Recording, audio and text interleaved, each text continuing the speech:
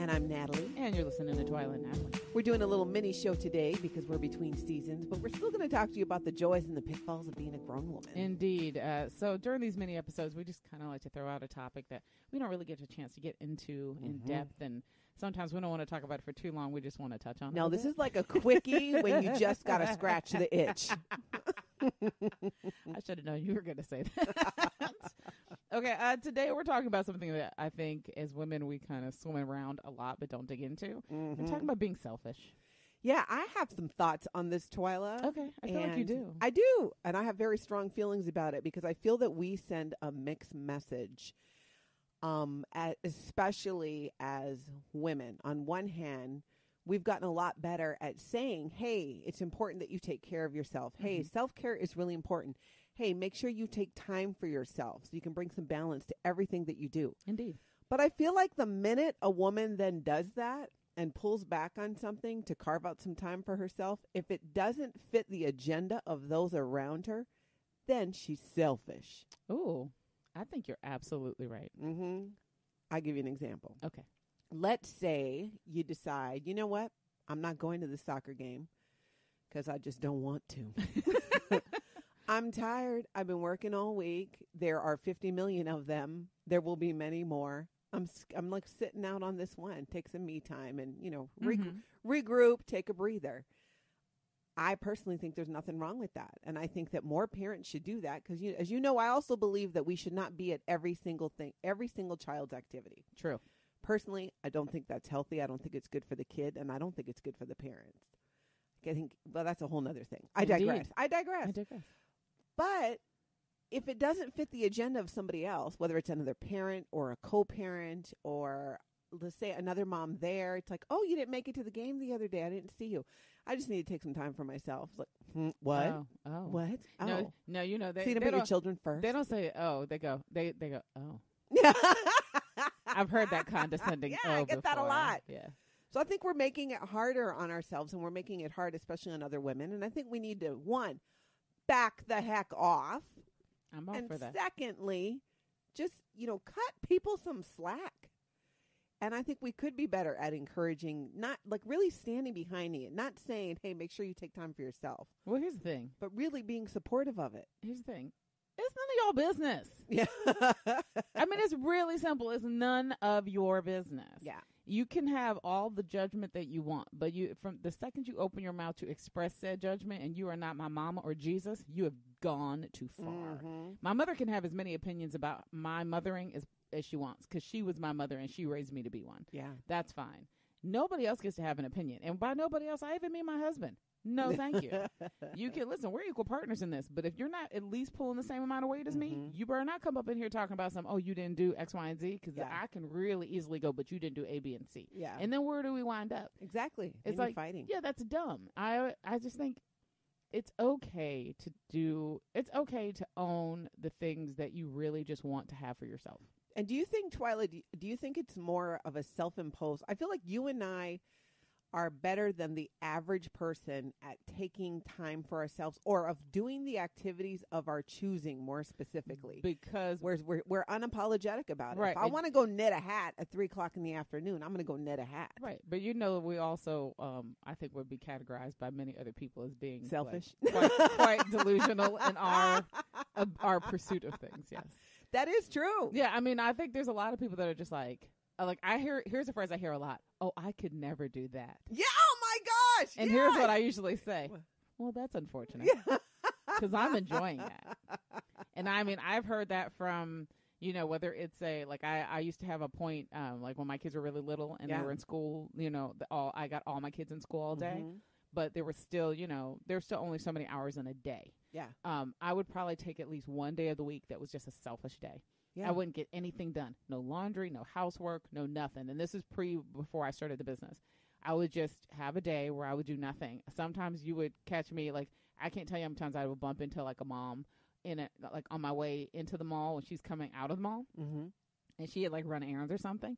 And I'd be like, oh, hey, how you doing? She's like, oh, where are you going? And I was like, to the movies. And she's like, you going to the movies? I'm like, yeah, she's like, it's Tuesday. I said, I know it's $5 a day. And she's like, don't you have to pick your kids up at 3. And I'm like, they'll keep. Wait, and I'm like, and I'm literally like, it's 11. Yeah, I'm going to go to a movie and then I'm going to go get my kids. We're good.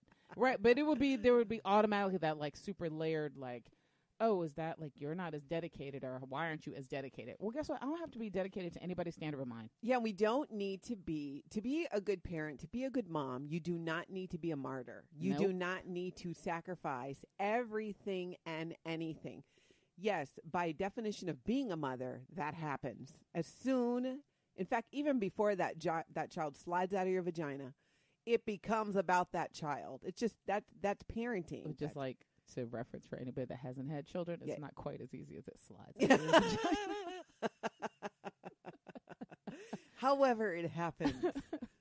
But we do it to ourselves and we do it to each other. And that, I think, is kind of the point that it sticks for me is, and I feel good about taking my time. I want to see more other people do that. And I want to see more women grabbing that time, taking that time, doing what they enjoy. Here's the other thing.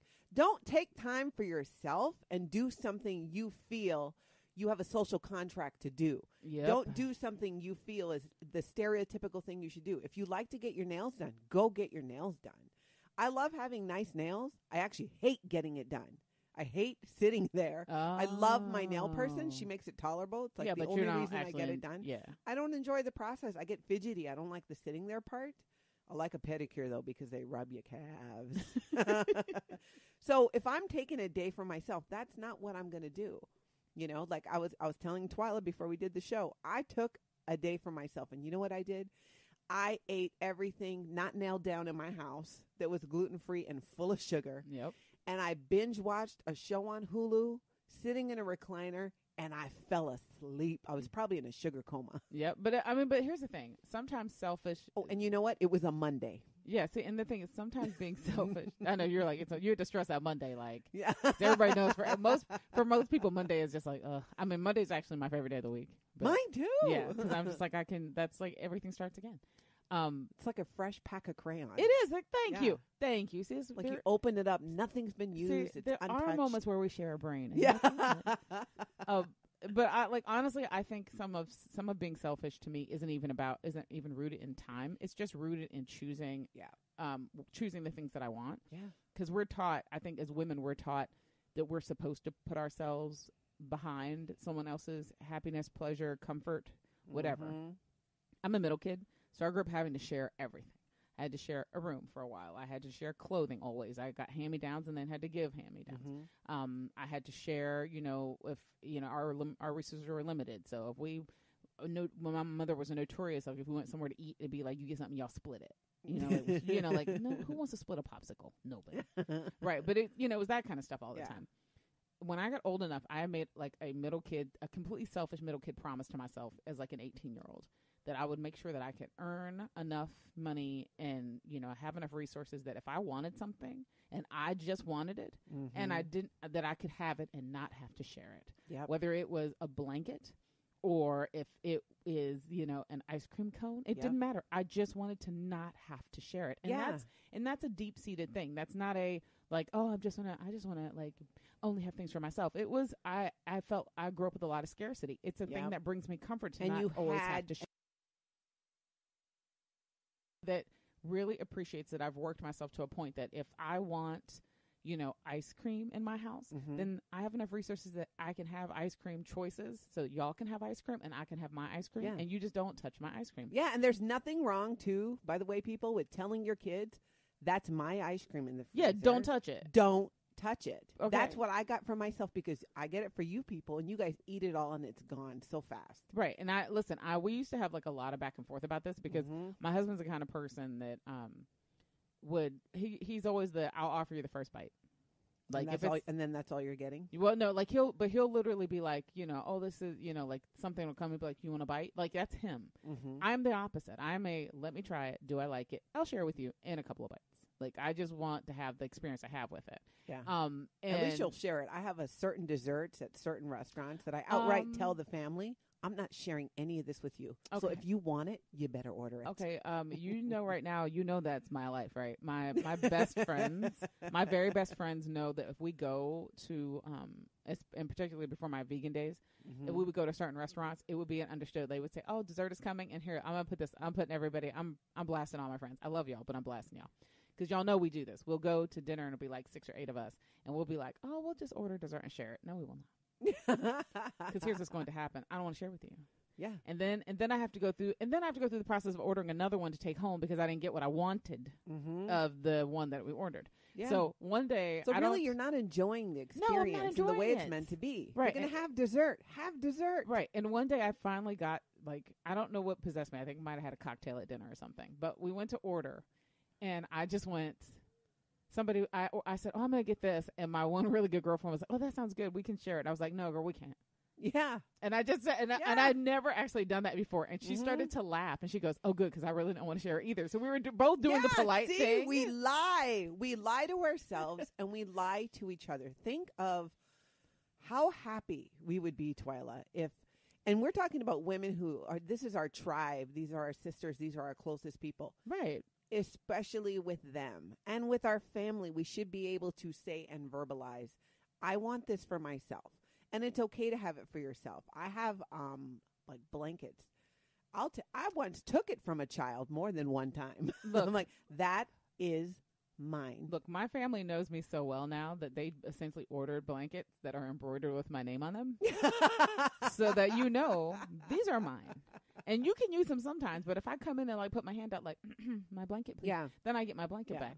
I mean, I think it's a really important distinction to make, that there is a difference between like giving yourself small things and being selfish in ways that kind of protect you or protect your feelings in that moment, than being the kind of selfish where you leave your children unattended. We're not talking about that. Yeah, I'm not saying be the lady at the playground that's on her cell phone and her kid is like halfway drowning in the duck pond and she doesn't know it. Like don't be that lady. Yeah, we're saying make the time a separate time. Right. Well, like someone just told me this, and I literally said, thank God it was you and not me in this situation. They got on a plane to take a plane ride. Yeah. And they were sitting in like, the economy, the regular section with the rest of us. Mm-hmm. And they sat next to a kid, and the kid was like maybe 9 or 10. And they were talking to the kid, and the kid was like, he was like, oh, you flying by yourself? And the kid's like, no, my parents are in first class. And I'm like, what? So what now? And I was like, and immediately my thought was like, oh yeah, I could not have been on that plane, because it would have been I'd have been on the news. I don't know though. Are you sure he was 9? Yeah, he was a little kid. Yeah. Yeah, he's a little kid. But he was happy. And the thing is, like, he wasn't upset. And here's the thing. And it could have totally been like he wanted to be independent or something. He wanted to do something on his own. But in my mom brain would not have registered that. I would have registered, like, we're traveling away from home on an airplane, and you have left a child you created unattended. Well, it's kind of like being way in the back of the minivan. Don't you think? I don't know. Is it? No, it isn't, because I'll be having 17. Siding with the parents on this one. I don't have 17 people in the back of the minivan with me. I don't have 37 people and flight attendants in the back of the. I can still see you through the rear view. Yeah, and you know what? I could think of my kids. There's a couple of them where I know would love that experience, and they would be perfcly fine. And I would go sit in first class and leave them. No, mind you, I've traveled with my kids. I try to make sure they're not right next to me. I could nearby, yes. Yeah, I don't mind them being in the same cabin together. Like, if we're all flying economy and we get separated a little bit, that's fine. I've been known to travel and pretend like I don't know my children. Well, I'm not going to say I haven't done that, because when they really clown, it's real easy. I mean, my kids look half Asian, so I can just be like, whose children are those? I think that nice Asian man right there is their dad. Mm-hmm. And then I just disappear to the bathroom or something.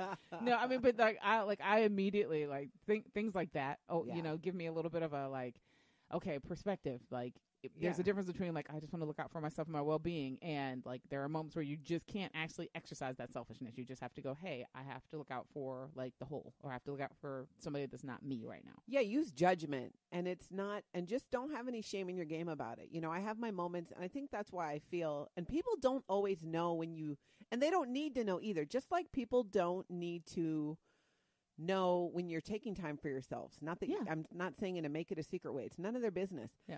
They also don't need to know when you're doing things that are for other people. It's like when you're doing things that are helpful, and you're not doing things that are helpful. It doesn't necessarily need to be known either way. It's no one's business but your own. I agree, and I totally have a thing about like doing altruistic things in a vacuum. Mm-hmm. Nobody, like, I will happily die and then have everybody, like, okay, my fondest wish right now is to, like when, you know, they tell the stories on the news and it'll be like this, you know, this old man died and he actually left $77,000 to his university and he was like the janitor, like that, you know, that kind of thing. Sure. That is what I strive to do all the time. When I heard about George Michael passing away, I was like, oh, that's so sad that, you know, that he died. And then like days later, it started to come out that for years he had like volunteered at the same soup kitchen and he had donated annually to like 20 charities that he was basically bankrolling personally. And the only rule was you cannot tell anybody he's involved. Prince did that too. Yeah, Prince did that. Yeah, when Prince died and we went to the tribute concert and they just showed the multitude of community organizations that he donated to and things he underwrote and things that he just wanted to see succeed, so he just paid for them outright.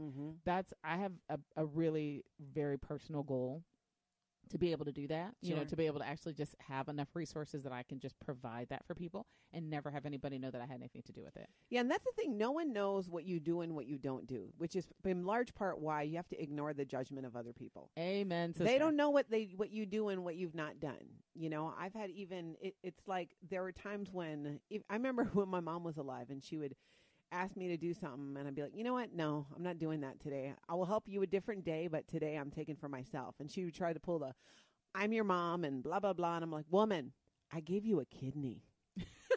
Okay. Back it off. Most people don't have that leverage with their mom.